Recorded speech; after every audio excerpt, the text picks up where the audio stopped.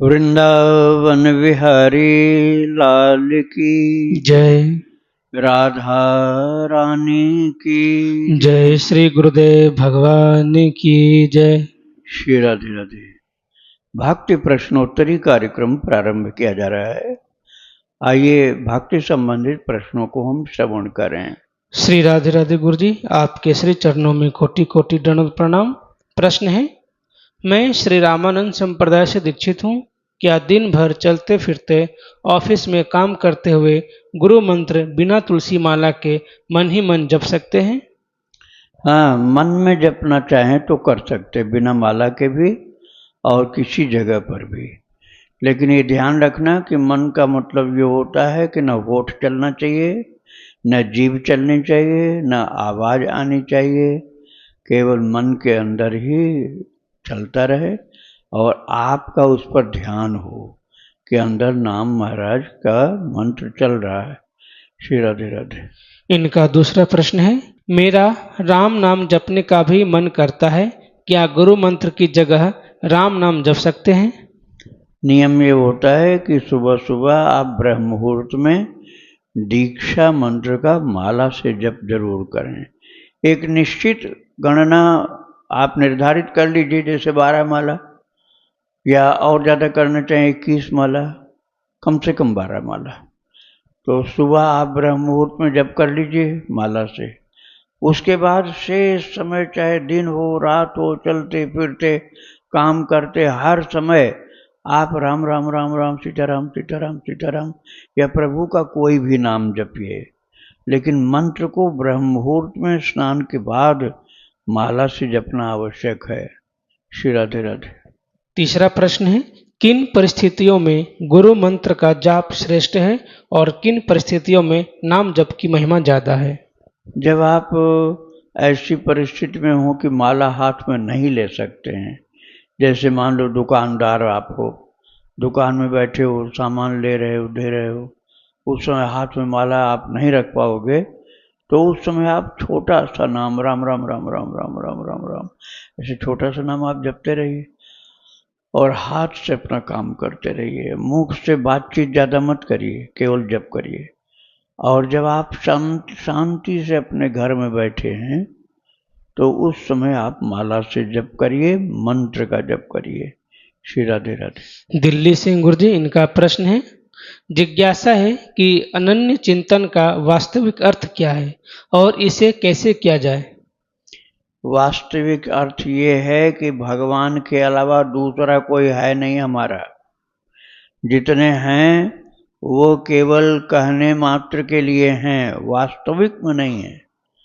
जो भी हमारे संबंधी हैं वो दुनिया के चाहे कितने घनिष्ठ संबंधी हों, परिवार के हों चाहे बाहर के हों, कुछ दिन पहले नहीं थे हमारे, कुछ वर्षों पहले हमारे नहीं थे और कुछ वर्षों के बाद भी वो हमारे नहीं रहेंगे।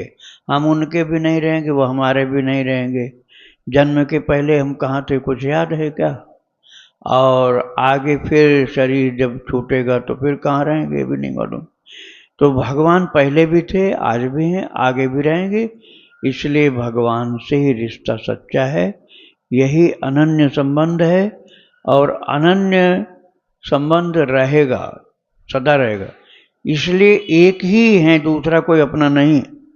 उस बात को समझ करके उनका चिंतन करते रहना और उन्हीं के ऊपर विश्वास करना कि भगवान मेरी रक्षा करेंगे, मुझे संभालेंगे, उनसे बढ़ के अपना कोई नहीं है। प्रभु के नाम रूप लीला धाम में आप मन से मनन करिए, भक्तों का चरित्र श्रवण करिए, तो आपका धीरे धीरे अनन्य भाव वाला चिंतन होने लग जाएगा। श्री राधे राधे। इनका दूसरा प्रश्न है, क्या अशुद्ध अवस्था में घर पर अपने प्रभु अपने ठाकुर जी की सेवा इत्यादि वर्जित है? ऐसा शास्त्रीय वर्णन है क्या? अपने गुरु के ही वचनों का अनुसरण किया है अभी तक, उस हिसाब से आपके द्वारा यही मार्गदर्शन प्राप्त हुआ है कि यदि घर पे कोई अन्य न हो तो ठाकुर को भोग लगाओ, प्रसाद बनाओ आदि इत्यादि।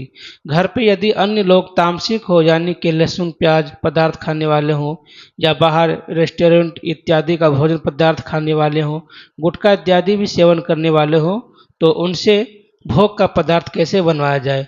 और ऊपर से मेरा खुद का भी मन नहीं मानता है, तो गुरुदेव ऐसे में क्या करें। कई लोग यही बोल देते हैं कि अनर्थ हो जाता है, अशुद्ध अवस्था में हाथ भी नहीं लगाना चाहिए इत्यादि। जब स्वयं का जीवन इतना समर्पित किया है, शरणागत कर दिया है, तो अशुद्ध खान पान और विचार रखने वालों पर कैसे ये 2-3 दिन का रख रखाव छोड़ दूं। और फिर अंदर से उस प्रकार की श्रद्धा भी अभी उतनी नहीं है। जो लोग नास्तिक हैं और जो लोग भगवान का भजन मानते भी नहीं करना चाहिए और गंदा खाते पीते रहते हैं, तमाम दुर्व्यसनों के शिकार हैं, अखाद्य का खाद्य करते हैं, अखाद्य अर्थात जो नहीं खाना चाहिए उसको खाते हैं, गंदगी वाली चीज़ और नॉन वेज आदि बहुत ज़्यादा जो गंदगी का ढेर है उसको खाते हैं, कूड़ा कचरा समझिए। उन लोगों को तो अपने ठाकुर जी के पास भी नहीं आने देना चाहिए। उनसे सेवा कैसे कराओगे? ऐसे लोगों से अपने भगवान की सेवा कराना गलत है। उससे बढ़िया है कि आप अपना शरीर अशुद्ध है तो भले अशुद्ध खूब नहा धो लो, साबुन लगा के नहा धो लो, बढ़िया कपड़ा साफ सुथरे पहन लो और अच्छी तरह से जिससे अशुद्ध न होने पाए उसकी अच्छी से हिफाजत करके नहा धो करके खुद अपने हाथ से करो। लेकिन भगवान के साथ एक रिश्ता जोड़ना पड़ेगा तभी होगा ये। जैसे आप लड्डू गोपाल को अपना बेटा मान लो, तो माँ तो बेटा को खिलाएगी पिलाएगी, भोजन बनाएगी खिलाएगी, भूखा थोड़े रखेगी। तो गंदगी वाले आदमी जो गंदा खान पान वाले हैं, गंदा जीवन वाले हैं, नास्तिक हैं, उनसे तो करवाना मत। एक दूसरे से कराना ही है तो किसी भक्त से करा सकते हो सेवा। भक्त कोई मिल जाए तो उससे सेवा करा सकते हो भगवान की। नहीं मिलता है तो खुद नहा धो करके प्रभु से अपनी प्रार्थना अपनी व्यवस्था निवेदन करके सेवा करो उनकी। श्री राधे राधे। वासु जी हैं दिल्ली से, इनका प्रश्न है, गुरुजी मैं एक वैष्णव हूँ और मुझसे अनजाने में एक बड़ी गलती हो गई है। मैंने श्री जी को कुछ फलों का भोग लगाया पर उन फलों में कीड़े थे। फल काटते समय मुझे कुछ संदेह हुआ था कि इनमें कीड़े हो सकते हैं, पर मैंने सोचा कि यह फल के रेशे होंगे। लेकिन भोग लगाने के बाद जब मैंने प्रसाद ग्रहण किया तब मैंने ध्यान से देखा तो वे वास्तव में कीड़े ही थे। महाराज जी अब मेरा क्या होगा? इस गलती का क्या दंड है? मुझे क्षमा कैसे मिलेगी? और क्या अब श्री जी मुझसे रुष्ट हो जाएंगी? वो माता हैं, वो इतने जल्दी से रुष्ट हों तो दुनिया को प्रलय हो जाए, क्योंकि मनुष्य गलतियों का पुतला है। आपने जानबूझकर तो गलती की नहीं है। हाँ, जानबूझकर के कीड़ा वाला भोग आप लगा देते जानबूझकर तो अपराध था। मन में एक बार आया फिर आपने समझा नहीं, उसके लिए क्षमा मांगो प्रभु से और आगे सावधानी रखना। तो आगे सावधानी रखना, माता से क्षमा मांगो राधा रानी से और कहो कि आगे मैं ऐसी भूल नहीं होने दूंगा। तो भगवान से भगवती से क्षमा मांग करके फिर आगे सुधार कर लो, वो माफ़ कर देंगे। और भी जहाँ मंदिर मिलें, यदि सामर्थ्य ठाकुर जी ने दिया है तो और भी मंदिरों में और भी ठाकुर जी के पास ये सुविधा आप पहुँचाओ, भोग लगाने की चीज़ें बढ़िया बढ़िया अच्छा फल भगवान के जैसे अपने यहाँ लगाओ वैसे दूसरे यहाँ भी लगवाओ, राधा रानी को विशेष रूप से, तो राधा रानी आपको माफ़ कर देंगी। श्री राधे राधे। प्रियंका जी हैं बुलंदशहर से, इनका प्रश्न है कि कभी कभी सोते समय मेरा पूरा शरीर जकड़ जाता है और मैं अगर उठना भी चाहूँ तो उठ नहीं पाती। ऐसा मेरे साथ कई बार हो चुका है। ऐसे समय में मैं मन से ईश्वर का नाम लेती हूँ तो तुरंत सही हो जाती हूँ। कृपया मार्गदर्शन करें कि यह कोई बीमारी है या किसी नकारात्मक ऊर्जा का प्रभाव और इससे कैसे सही करें। यदि प्रभु के नाम से आपको ये लाभ मिल जाता है, स्वास्थ्य लाभ मिल जाता है, तो इसका मतलब नाम जप की आपकी शक्ति प्रकट है। आप नाम महाराज के द्वारा पूर्ण रूप से निर्दोष और स्वास्थ्य युक्त रहेंगे। हाँ, आपको ज़्यादा परेशानी लगती है तो किसी वैद्य से इलाज करा सकते हो, लेकिन यदि इलाज न कराना पड़े, प्रभु के नाम से ही स्वास्थ्य लाभ मिल रहा है, तो ज़्यादा उत्तम है। श्री राधे राधे। मदन पटेल जी हैं, इनका प्रश्न है कि गीता जी में बताया है कि जो माला करते हैं उनका आसन न तो अधिक ऊंचा होना चाहिए और ना ही नीचा। तो मेरा रूम मकान के ऊपर वाले मंजिल पर है, तो उसमें मैं कैसे नियम का पालन करूं? और मैं 4 पाए पे बिस्तर पे माला करता हूं, जो केवल मैं ही उपयोग करता हूं। इसमें कुशा का आसन होना चाहिए या ऊन का आसन चल सकता है? कुशा के आसन की बात उस जमाने में की जाती थी जब लोग ज़्यादातर बाहर बैठ करके भजन पूजन करते थे, तो सुविधा से कहीं भी जंगल से काट लाते थे, कुशा उखाड़ लाते थे। अब जो लोग शहर में रह रहे हैं, उनको कुशा का आसन जल्दी मिलेगा नहीं। हाँ, मिल जाए तो आप बिछा सकते हो, लेकिन कुशा पर डायरेक्ट नहीं बैठना चाहिए। कुशा के ऊपर कंबल बिछाओ, कंबल के ऊपर एक सूती आसन बिछाओ। चैला जिन कुशोत्तरम, 6ठे अध्याय में गीता जी में कहा गया, कुश का घास आसन, उसके ऊपर ऊन का आसन, उसके ऊपर कपड़े का आसन बिछाओ, तब बैठो। और जो ऊंचाई वाली बात आपने कहा ना कि ऊंचाई पर आपका घर है, तो वो तो मकान है। ये बात जंगल के लिए कही गई है। नात्युच्छ्रितम नाति नीचम चैलाजुन कुशोत्तरम। नात्युच्छ्रितम नाति नीचम, न बहुत ऊंचा हो न बहुत नीचा हो। इसका मतलब ये हुआ कि कहीं शिखर वाली जगह जो होती है, टीला के नोकदार टीला है, उस जगह आप नहीं बैठ जाओ, नहीं तो जब ध्यान लग जाएगा गहरा तो लुढ़क जाओगे। लुढ़कने वाली जगह पर नहीं बैठो, और न ऐसे गड्ढे वाली जगह में बैठो जहाँ कीड़ा मकोड़ा आकर के इकट्ठे होते हों। तो घर में जो आपके भजन करना, चाहे ऊपर की मंजिल पर हो चाहे नीचे की मंजिल पर, वह समतल है, तो समतल जगह पर बैठना अच्छा माना जाता है। श्री राधे राधे। इनका दूसरा प्रश्न है, 11 से 3 बजे रूम में अकेले ध्यान जप पूजा करना चाहिए, पर मेरे रूम में पत्नी और बच्चे सोते हैं, तो उसमें संतों के दर्शन का लाभ मिलेगा?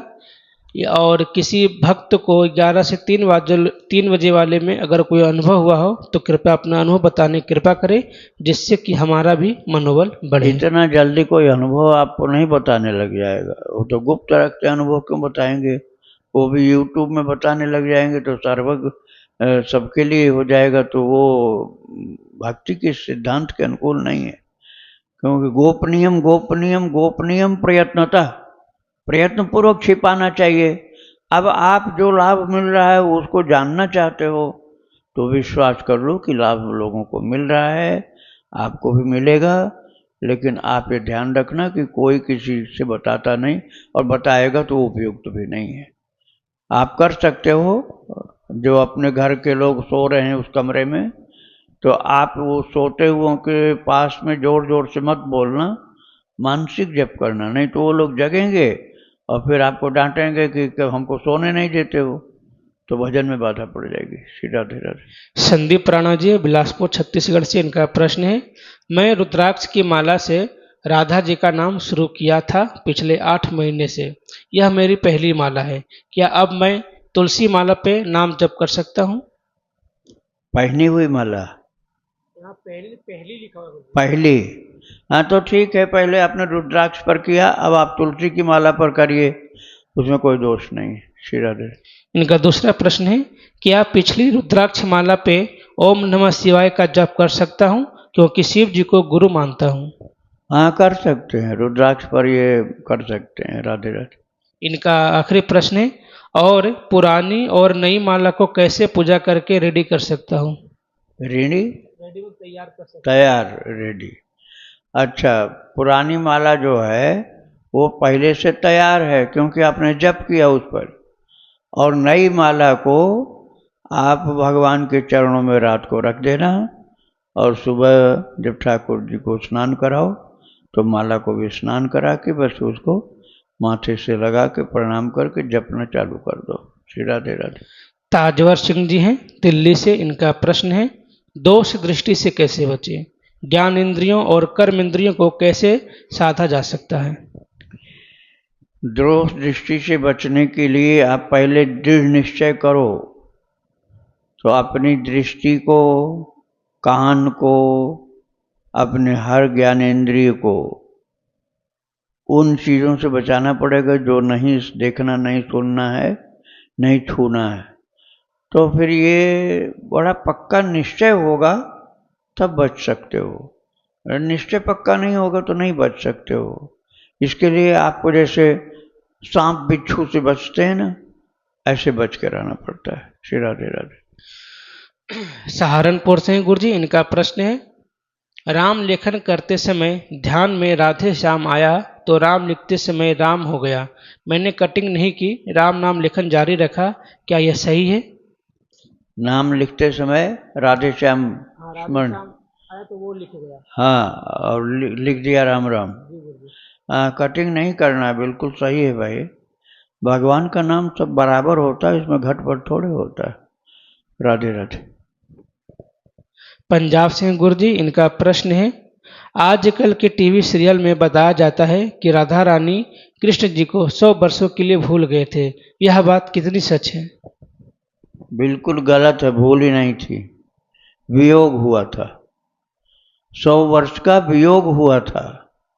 राधा रानी का कृष्ण भगवान से 100 वर्ष का वियोग का श्राप लगा था, और वो श्राप को स्वीकार करने के लिए 100 वर्ष का वियोग स्वीकार किया था। भूले कोई किसी को नहीं थे, रोजाना याद करते थे। भगवान कृष्ण द्वारका में थे तब भी राधा राधा करके आंखों से अश्रु विसर्जन करते थे। ऐसे राधा रानी भी निरंतर याद करे। बोलने वाली बात गलत है और वियोग वाली बात सच्ची है। श्री राधे राधे। कोलकाता से गुरुजी, इनका प्रश्न है, गुरुजी, भक्ति रसायन और सिंपल एंड क्लियर भक्ति यह सभी चैनल यूट्यूब में अब नहीं मिल पा रहे हैं। हम सत्संग के लिए, प्रश्नोत्तरी कार्यक्रम के लिए कौन से चैनल को फॉलो करें? गुरुजी कृपया मार्गदर्शन करें जिससे कि हमें प्रश्नोत्तरी का लाभ मिल सके। अब क्या भक्त प्रश्नोत्तरी? भक्त प्रश्नोत्तरी नाम का चैनल चल रहा है इस समय, भक्त प्रश्नोत्तरी। आप उसमें प्रश्नोत्तरी श्रवण कर सकते हैं।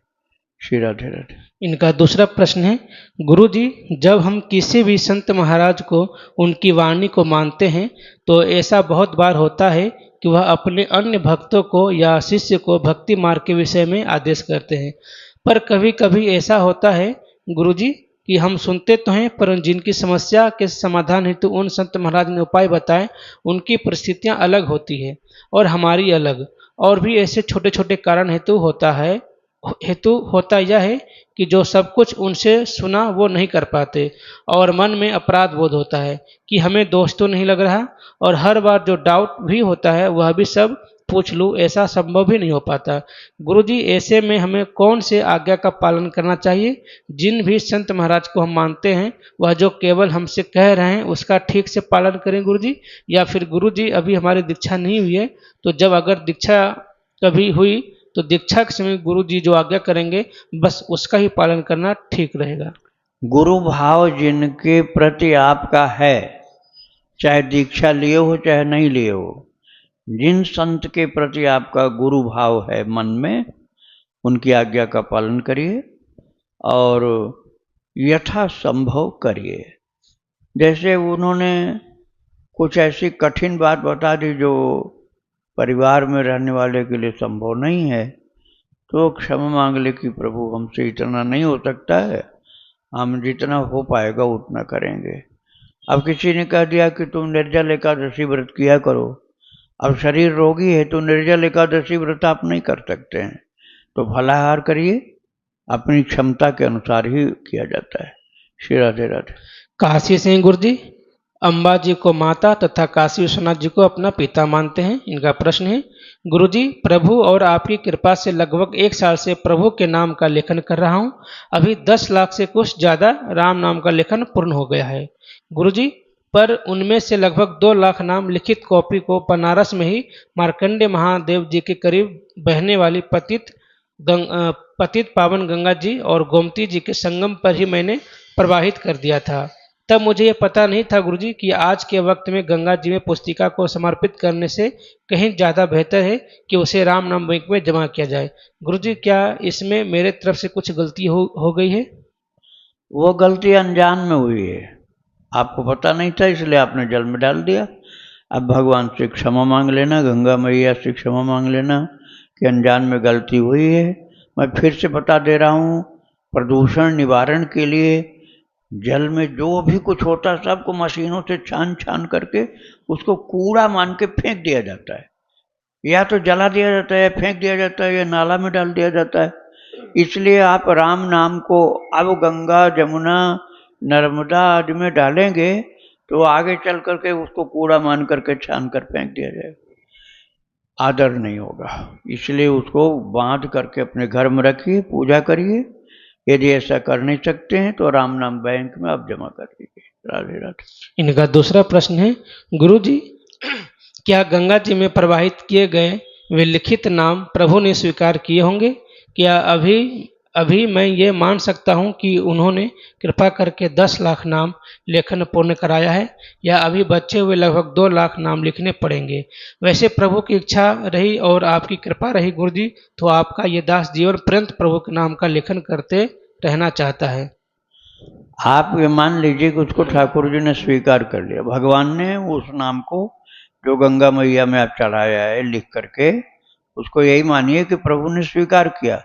लेकिन आगे का लेखन कार्य ऐसा नहीं करना कि लिख करके गंगा जी में डालें, क्योंकि मैंने बताया ना, प्रदूषण निवारण करने वाले लोग उसको उठा करके कचरा मान के फेंकेंगे बाहर, तो इसलिए उसको राम नाम बैंक में जमा करना। राधे राधे। दिल्ली से गुरुजी, इनका प्रश्न है, आपने बताया है कि विशिष्टाद्वैत सिद्धांत को समझने के बाद किसी भी ग्रंथ को उस दृष्टि से समझ सकते हैं। क्या ये योग वशिष्ठ अथवा अष्टावक्र गीता जैसे ग्रंथों पर भी लागू हो सकता है? उसको पढ़ना नहीं ठीक है, क्योंकि उसको आप समझ नहीं पाओगे, मान नहीं पाओगे, फिर आप परेशान होगे। उड़िया बाबा जैसे महान ज्ञानी, उनका चरित्र में 53 भाग में सुना चुका हूँ आपको। उड़िया बाबा ने यही कहा था कि जो शुद्ध भक्त बनना चाहता है उसको ये जो अद्वैत वाले ग्रंथ हैं, जैसे योग वासिष्ठ है, पंचदशी है और विचार सागर है, ये नहीं सुनना चाहिए, ये उसके अनुकूल नहीं है। उसको भक्तमाल सुनना पढ़ना है, और भागवत जी पढ़ना सुनना है, ब्रह्मवैवर्त पुराण पढ़ना सुनना है, रामचरितमानस पढ़ना सुनना है। भक्ति मार्ग वाले के लिए, भक्ति मार्ग वाले के लिए पुराण उपयोगी हैं, भक्तमाल उपयोगी है, मानस गीता जी भी उपयोगी है। राधे राधे। इनका दूसरा प्रश्न है, गीता और वेदांत का आनंद भाष्य क्या है? क्या ये श्री रामानुजाचार्य जी के भाष्य से भिन्न है? इसके जो अनुवाद मिलते हैं क्या वो वास्तविक है? क्या इसे पढ़ा जा सकता है? जल्दी मिलेगा नहीं, पढ़ोगे क्या तुम? आनंद भाष्य जल्दी मिलेगा ही नहीं। रामानुजाचार्य जी का जो है उसका नाम है श्री भाष्य। वो श्री भाष्य इंटरनेट पर तो मिल सकता है, आनंद भाष्य भी शायद इंटरनेट पर मिले, पुस्तक रूप में नहीं मिलेगा। और ये दोनों ही वैष्णव ग्रंथ हैं। आनंद भाष्य है श्री रामानंदाचार्य जी महाराज का, और श्री भाष्य है श्री रामानुजाचार्य जी महाराज का। और आपको पढ़ने में जब नहीं समझ में आएगा तो आप ऊब जाओगे, थोड़ा थोड़ा आप पढ़ोगे तो मन ज़्यादा उबेगने। कठिन ग्रंथ है, वेदांत का ग्रंथ है। इससे अच्छा है कि भगवान और भगवान के भक्तों का चरित्र श्रवण करो, उससे कल्याण जल्दी होता है। श्री राधे राधे। इनका तीसरा प्रश्न है, मल्लुक पीठ द्वारा प्रकाशित एक ग्रंथ में मैंने राम रक्षा इत्यादि स्तोत्रों से पहले ऋषि आदि हृदय आदि न्यास लिखे होते हैं। इनका क्या महत्व है और क्या ये करने अनिवार्य होते हैं? या इन्हें करे बिना स्तोत्र का फल नहीं मिलता? स्तोत्र का फल तो मिलेगा, किंतु आप उसका कोई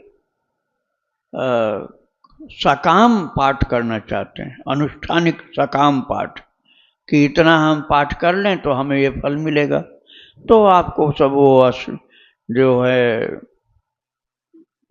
संकल्प करना, विनियोग करना, अंगन्यास करना, करन्यास करना, हृदयादिन्यास करना, ये सब करना पड़ेगा। श्री राधे राधे। इनका आखिरी प्रश्न है, अगर किसी के इष्ट भगवान शिव हो तो क्या 10 लाख शिव या 5 लाख सांब सदाशिव लिखने पर भक्ति आश्रम में दीक्षा मिल सकती है? हाँ हाँ, ये लिखने पर दीक्षा मिल जाएगी, लेकिन भक्त चरितावली आपको डेली सुननी पड़ेगी। और भक्त चरितावली के साथ प्रश्नोत्तरी भी सुनो और भगवान के नाम का खूब जप करो, तब आपका लेखन इस कार्य के लिए उपयुक्त माना जाएगा। श्री राधे राधे। सुमन शर्मा जी हैं नोएडा से। इनका प्रश्न है, कभी भजन करते समय मुझे बहुत अच्छी खुशबू महसूस होती है, तो ये क्या है? क्या भजन की वजह से है यह? ये बड़ी कृपा आपके ऊपर। भजन करते समय ये खुशबू आती है तो इसका मतलब ये होता है कि भगवान या उनके पार्षद लोगों की उपस्थिति हुई है। राधा रानी, सखियाँ या भगवत पार्षद या भगवान भले ही 1 सेकंड के लिए उस जगह से गुजरे हैं, उन्हीं की दिव्य सुगंध आपके कक्ष में विराजमान हो गई। श्री राधे राधे। गाजियाबाद से गुरु जी, इनका प्रश्न है, गुरुदेव मेरी एक कमजोरी है, मैं जब भी मोबाइल उठाता हूँ सत्संग सुनने के लिए तो 10 बार में से 6-7 बार सत्संग सुनता हूँ, किंतु 3-4 बार रील्स देखने में फंस जाता हूँ। कुछ समय पश्चात मेरी बुद्धि जागती है और फिर मैं सत्संग की ओर लौट आता हूँ। ऐसा बार बार होता है। हर बार सोचता हूँ कि अब नहीं फंसूंगा, फिर भी वही गलती दोहराता हूँ। इससे कैसे बचूं? रील्स की बात ज़्यादा मैं जानता नहीं हूँ, रील्स केवल मतलब शब्द सुना है। सत्संग के अलावा दूसरे वीडियो। हाँ, तो दूसरे वीडियोज नहीं देखना चाहिए। आप केवल भगवान के भक्तों का चरित्र और भगवान का चरित्र यही श्रवण करो तो मोबाइल का सही उपयोग है। और भक्ति की अतिरिक्त दूसरी चीज़ देखोगे तो भक्ति में कुछ बाधा पड़ने लग जाएगी, उधर मन लग जाएगा आपका। तो समझ लीजिए जैसे खीर आप पान कर रहे हो और खीर में तो हम कंकड़ी डाल दिया, अब कंकड़ी आपको परेशान करती रहेगी। ऐसे ही भगवान के चरित्र के बीच में, भक्त चरित्र के बीच में जो दूसरी दूसरी चीज़ें हैं उनको बिल्कुल नहीं आने दो आप। श्री राधे राधे। इनका दूसरा प्रश्न है, नाथ जी की कृपा से मेरी नौकरी WFH और नाइट शिफ्ट की है, जिससे मुझे दिन में पर्याप्त समय मिलता है प्रभु भजन करने का। मैं अपनी आय से संतुष्ट हूँ और अब केवल प्रभु के चरणों में लीन रहने का प्रयास करता हूँ। अब किसी से मिलने जुलने का मन नहीं करता। अकेले रहकर भजन करना मुझे अत्यंत प्रिय है। मेरे मन को मुख्यतः पूज्य श्री हनुमान प्रसाद पोद्दार जी, सेठ जी, श्री कृपालु जी, श्री स्वामी अड़गड़ानंद जी का एवं आपका सत्संग सुनना और उन पर चलने का प्रयत्न करना अच्छा लगता है, किंतु इससे मेरे घर वाले, पत्नी और भाई चिंतित रहते हैं। उनका कहना है कि मैं हर समय पूजा पाठ और सत्संग में ही लगा रहता हूँ। मैं क्या करूं कि मेरा भजन भी शिथिल न हो और मेरे परिवार को भी पीड़ा न हो? क्या इस स्थिति में कोई ऐसा संतुलन संभव है? भाई, आपके ऊपर कृपा ज़्यादा है भगवान की, जो आप भक्ति में लगे हुए हो। परिवार वालों के अंदर उतना पुण्य नहीं है। और येषां त्वन्तगतं पापम जनानां पुण्य कर्मणाम ते द्वंद्व मोह निर्मुक्ता भजन्ते माम दृढ़व्रता। ये 7वें अध्याय में भगवान ने कहा गीता जी में कि जिसका पवित्र पुण्य कर्म ज़्यादा होता है वही भजन ज़्यादा कर पाता है। तो जो पाप ज़्यादा होते हैं तो पापवंत कर सहज स्वभाव भजन मोरते भावन काऊ। जो पापी ज़्यादा होगा उसको भगवान का भजन उतना ही खराब लगता है, फिर वो नहीं करना चाहता है। तो आप भक्ति में लगे रहो। अब पूरे परिवार को सुधार लोगे तब भजन करोगे, ये कभी हो नहीं पाएगा। इसलिए खुद भक्ति में लगे रहो। जिनको जिनको सुधारना है आपको देख देख के सुधरते जाएंगे। श्री राधे राधे। आखिरी प्रश्न गुरु जी इनका, मेरे कमरे में ही अटैच बाथरूम और वॉशरूम है। क्या मैं स्नान करते समय अथवा शौच के समय मोबाइल को बाहर रखकर गीता जी, सत्संग या भजन श्रवण कर सकता हूँ? हाँ, बाथरूम के बाहर रख कर ना, बाथरूम के बाहर रखकर सुन सकते हो, लेकिन इससे अच्छा ये है कि जब तक आप बाथरूम में हो तब तक केवल नाम का ही आश्रय लो। और श्रवण करना उस समय उतना उपयुक्त नहीं होता।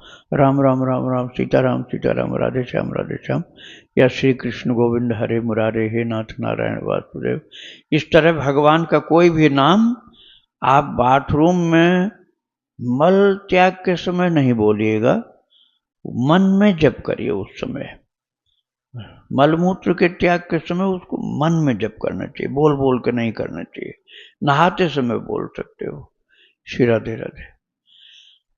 और किसी को प्रश्न पूछना हो तो पूछ सकते हो। पूछना किसी को प्रश्न? नहीं।